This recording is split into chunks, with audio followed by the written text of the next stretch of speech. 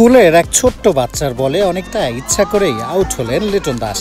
Out হয়ে আবার তার সাথেই উদযাপনে মাতলেন। এমন দৃশ্য আপনি সচরাচর দেখবেন না। বাংলাদেশ টি-20 দলের অধিনায়ক লিটন দাস, স্ত্রী দেবশ্রী বিশ্বাস সঞ্চিতা সহ হাজির হয়েছিলেন উত্তরায় স্কলাস্টিকা জুনিয়র সেকশনের বার্ষিক ক্রীড়া উৎসবে। স্কুলের আমন্ত্রণে বিশেষ অতিথি হিসাবে হাজির হয়েছিলেন তিনি। ছিলেন BCB cricket operations in charge Shahriar নাফিসও।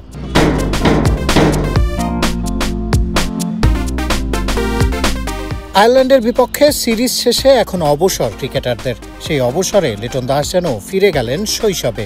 স্কুলের বাচ্চাদের দারুণ কিছু করতে দেখা লিটন জানালেন, নিজের মেয়ে আনায়রাও বড় হচ্ছে, অতিথি না, সামনে অভিভাবক হিসেবেই এমন অনুষ্ঠানে আসতে হবে। এই জিনিসগুলো দেখার পর আমার খুব ছোটবেলার কথা মনে পড়ে গেল, যে আমার স্কুল লাইফের কথাগুলো।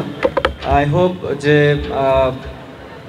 সামনে আমি অলরেডি একজন প্যারেন্টস হয়ে গেছি, সো আমার মেয়েও বড় হচ্ছে আস্তে আস্তে। হয়তোবা কয়েকদিন পর আমি এরকমই কোনো না কোনো একটা জায়গায়, আপনাদের মতন জায়গায় পিছনে বসে থাকবো। বাংলাদেশ টি-20 দলকে 8 সিরিজে নেতৃত্ব দিয়ে 5টিতেই জিতিয়েছেন। প্রথম বাংলাদেশি হিসেবে এমন কীর্তি ক্যাপ্টেন লিটনের। লিটনকে নিয়ে এখন গর্ব সবার। খুদে শিক্ষার্থীদেরও অনুপ্রাণিত করলেন তিনি। তাদেরকে প্রত্যক্ষ সাক্ষাৎ, নিজেরা দেখে যে ওদের আনন্দ, যা গর্ববোধ করছে, এটা ওদের পথ চলাকে সামনে অনেক অনেক আনন্দিত করবে। অনেক স্বপ্ন ওদের মধ্যে আসবে, অনেক স্বপ্ন ওদের জাগাবে যে হ্যাঁ, আমরাও ওদের মতো প্লেয়ার হব, ওনাদের মতো আমরাও একদিন এরকম হব। লিটন ও তার স্ত্রীর এমন হাসি বলে দেয় কতটা উপভোগ করেছেন দুজন। লিটনের অবশ্য কিছুটা আক্ষেপও আছে মেয়েকে আনতে না পারার। আমি যদি আমার মেয়েকে নিয়ে আসতে পারতাম, সেও অনেক এনজয় করতো, বাট আনফর্চুনেটলি আর্লি মর্নিংয়ে তো এটা জানেনি বাচ্চাদের কন্ডিশন কেমন থাকে।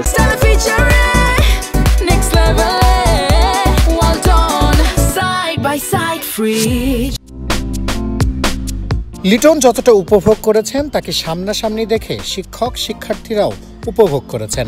অটোগ্রাফ, ফটোগ্রাফ সবকিছুর আবদার হাসি মুখে মিটিয়েছেন লিটন দাস। টি-20 কাপ্তানকে সম্মানিতও করেছে স্কলাস্টিকা উত্তরা জুনিয়র সেকশন কর্তৃপক্ষ। লিটন যেখানে যাবেন সেখানে ক্রিকেট নিয়ে কথা হবে না, তা কি হয়? লিটনকেও তাই উত্তর দিতে হলো বিশ্বকাপ, বিপিএল সবকিছু নিয়ে।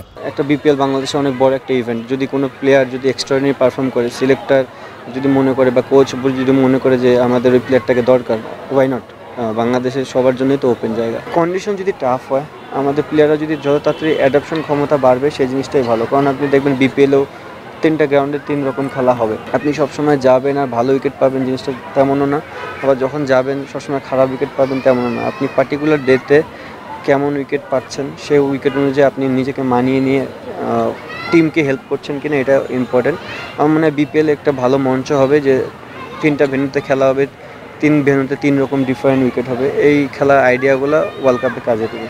ক্রিকেটের সীমাহীন ব্যস্ততা, তারই মাঝে অবসরে দারুণ কিছু সময়ই কাটালেন লিটন দাস। নির্ভর মনে ক্যাপ্টেন লিটন দারুণ কিছু করবে বিশ্বকাপের মঞ্চে, সেটাই সবার প্রত্যাশা। সেটা মেটাতে পারলেই তিনিই হবেন দেশের ইতিহাসের সফলতম অধিনায়ক। আশাটা অনেক বেশি, তবে স্বপ্নটা তো তিনিই দেখাচ্ছেন।